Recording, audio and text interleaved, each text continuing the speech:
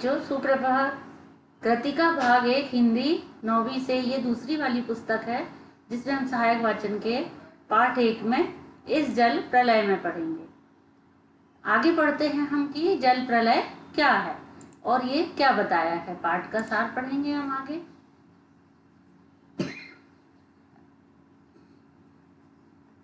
कृतिका भाग 9वीं की ये पूरक पाठ्य पुस्तक है।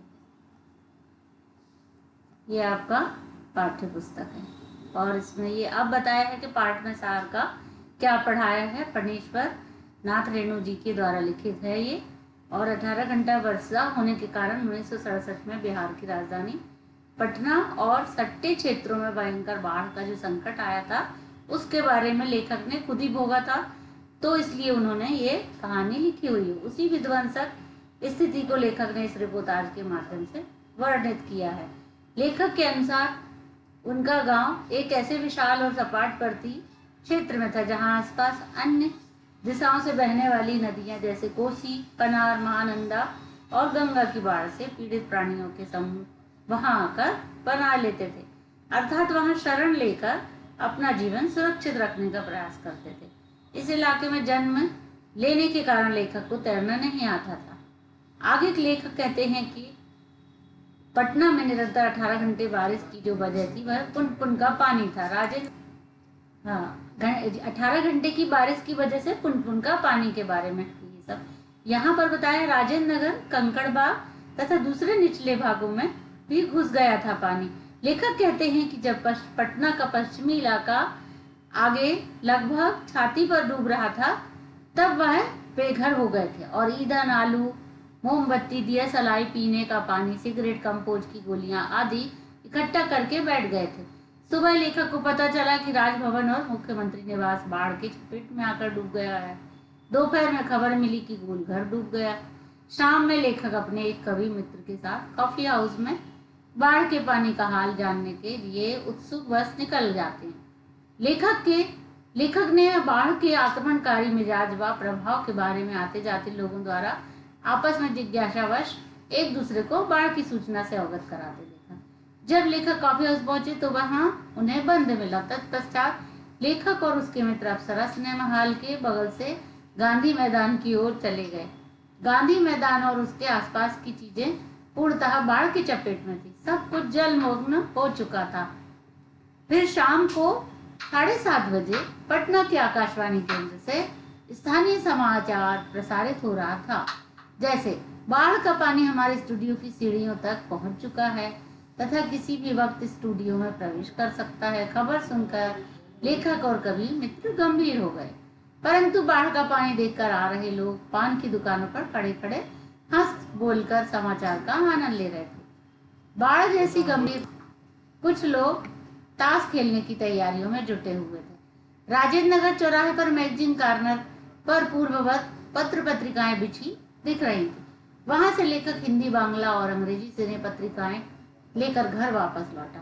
तत्पश्चात उन्होंने अपने कवि मित्र से विदा लेते हुए कहा, पता नहीं कल हम कितने पानी में रहे, लेकिन जो कम पानी में रहेगा वो ज्यादा पानी में फंसे मित्र की सुधि लेगा। लेखक अपने फ्लैट में पहुंचे ही थे कि वहां पे उन्हें जनसंपर्क विभाग की गाड़ी से लाउड स्पीकर द्वारा बाढ़ के खतरे से सावधान करने के लिए घोषणाएं सुनाई देने लगी। लेखक कहते हैं कि सारे राजेंद्र नगर में सावधान सावधान की ध्वनि कुछ देर गूंज रही और दुकानों से सामान उठाए जाने लगे। लेखक कहते हैं कि रात में देर तक उनको नींद नहीं आ रही थी। वे कुछ लिखना चाहते हैं और तभी उनकी कुछ पुरानी यादें उन्हें स्मृति पटल पर सक्रिय हो जाती हैं। सन 1947 में मनहारी, पूर्णिया जिला, कटिहार जिला में बाढ़ आई थी।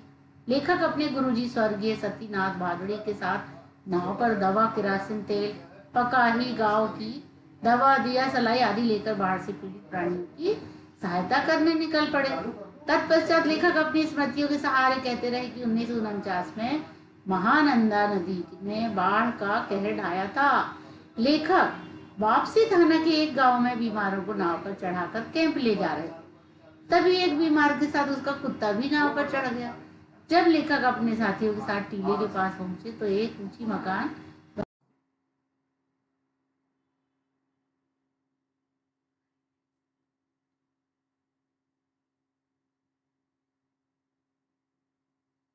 लोग मछली तलकर खा रहे थे। एक काला कलूटा नटुआ लाल साड़ी में दुल्हन के हाव भाव का किरदार निभा रहा था।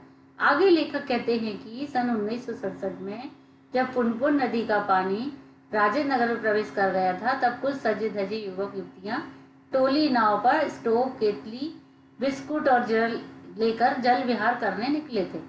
नाव पर स्टोव जल रहा था, केतली चढ़ी हुई थी, बिस्कुट के पैकेट खुले थे और पास में ही ट्रांजिस्टर पर गाना आ रहा था, हवा में उड़ता जाए मुरा लाल दुपट्टा मलमल का हो जी हो जी। जैसे ही उनकी नाव गोल अंबर पहुंची और ब्लाकों की छतों पर खड़े लड़कों ने शरारत भरे अंदाज में उनका मजाक उड़ाना शुरू कर दिया और बाद में उन फूहड़ युवकों की सारी बदमाशियां छूमंतर हो गई। लेखक के अनुसार रात के लगभग 2:30 बज गए थे, किंतु पानी अभी तक नहीं आया था। लेखक को लगा कि शायद इंजीनियरों ने तट बंद कर दिया होगा, शायद कोई देवी चमत्कार हुआ होगा। फिर इसके बाद में लेखक को अचानक अपने उन मित्रों की याद आई कि Pataliputra colony, Shri Krishnapuri, boring road आदि में भयावह जल में संकट से घिरा हुआ है। फिर लेखक ने कहा कि बिस्तर में करवट बदलते जब सोचा कि कुछ लिखा जाए, लेकिन वे सोचे लिखूं भी तो क्या लिखूं। इससे अच्छा है पुनः अपनी स्मृतियों को जगाया जाए। और पुनः एक घटना को बताते हुए कहते हैं कि पिछले साल अगस्त में थाना नरपतगंज के अधीन चक्करदार गांव में पिछले साल अगस्त में बाढ़ आई हुई थी। वहां पर लगभग छाती भर पानी में खड़ी एक गर्भवती महिला थी जो हमारी ओर गाय के समान टुकुर टुकुर निहार रही थी। तत्पश्चात इधर उधर की बातों को सोचते सोचते लेखक को नींद आ जाती है और लेखक को सुबह के 5:30 बज गए। जगाया तो लेखक आंख मलते हुए उठे। पानी मोहल्ले के अंदर घुस चुका है और शोर कोलाहल कलरव चीख पुकार कर पानी की लहरें सुनाई पड़ रही। चारों ओर पानी ही पानी दिखाई दे रहा है। सामने की ईंट की दीवार जल्दी जल्दी डूबती जा रही है। बिजली के खंभों का काला हिस्सा डूब गया है। लेखक कहते बाढ़ का दृश्य तो उसने बचपन में ही देखा था, पर अचानक पानी चढ़ाना उन्होंने पहली बार देखा।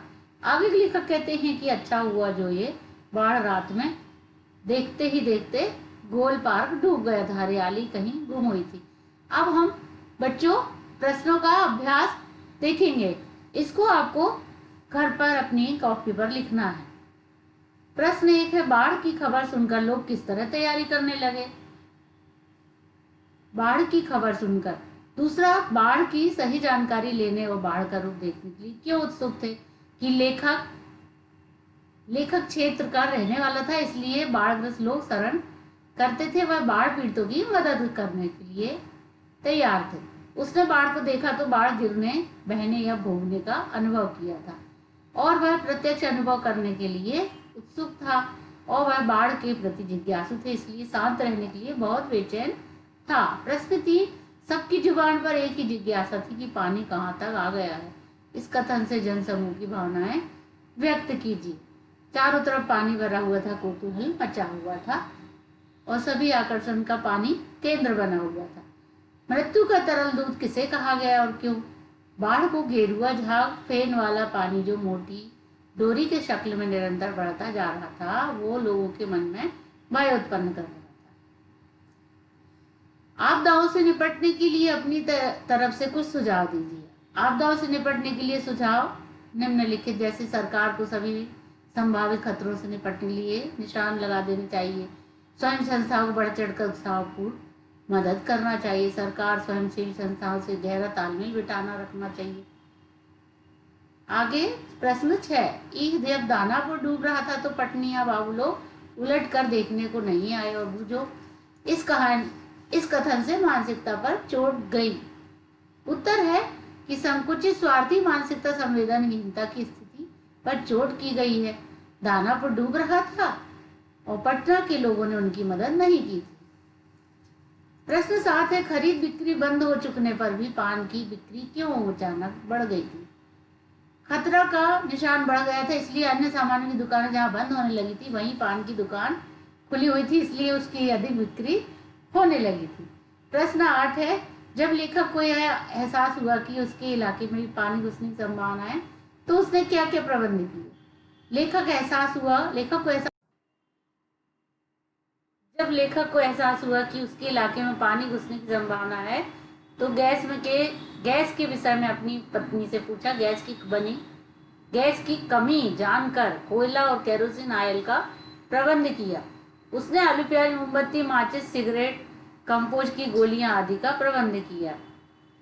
अब प्रश्न 9 है कि बाढ़ पीड़ित क्षेत्र में कौन कौन सी बीमारियां फैलने की आशंका रहती है। बाढ़ पीड़ित क्षेत्र में अक्सर पकाही घाव हो जाता है। बाढ़ के गंदे सड़े जल के कारण लोगों के पांव की तिया सड़ जाती हैं और तलवों में घाव हो जाते हैं। प्रश्न 10, नौजवान के पानी में उतरते ही कुत्ता भी पानी में कूद गया। दोनों के किन भावना के वशीभूत होकर ऐसा किया।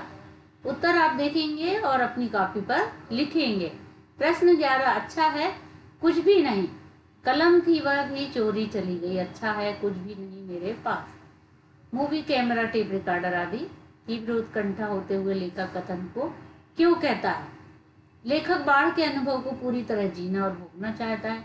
उधर उसका कलाकार मन चाहता है कि वह बाढ़ के दृश्यों को संजो ले। यदि उसके पास मूवी, कैमरा, टेप रिकॉर्डर, कलम होती है तो बाढ़ का निरीक्षण करने की बजाय उसे चित्रण करने लग जाता है। प्रश्न 12 है, आप भी देखा होगा कि मीडिया द्वारा प्रस्तुत की गई घटनाएं कई बार समस्याएं बन जाती हैं। जैसे मीडिया प्रचार सशक्त माध्यम है जिसकी पहुंच जन जन तक होती है। आज मीडिया अपने साधनों द्वारा किसी भी खबर को आनंद फानंद में पहुंचा सकती है, जगह जगह प्रचार प्रसारित कर सकती है। प्रश्न 13, अपनी देखी अनसुनी आपदा वर्णन कीजिए। इसका वर्णन आप पुस्तक की पढ़कर पूरा लिख सकते हैं। जैसे प्राकृतिक आपदाओं की घटनाएं, क्या हुआ, कैसे हुआ, किस किस ने क्या किया, ये सब आपको लिखना है। अब इस जल प्रलय में पाठ के शब्दार्थ जैसे विनाश, तबाही, बर्बादी, पनाह, शरण, आसरा, सपाट, समतल, परती, बंजर भूमि, विभीषिका, भयंकरता, विध्वंसक, अनवरत, निरंतर, लगातार, बिना रुके, अनगर, विचारहीन, वेतुकी, मनमानी, स्वगतोक्ति, स्वयं में कुछ बोलने की क्रिया, अस्फुट, अस्पष्ट, आच्छादित, ढका हुआ, उत्कर्ण, सुनने को उत्सुक, आसन्न, पास आया हुआ, मुसरी, एक प्रकार का आदिवासी जनजाति, बलवाही, एक प्रकार का लोक नृत्य, आसान, उत्सव, एक त्योहार। बच्चों, आपको ये सब अपनी कॉपी पर लिखकर पढ़ना है।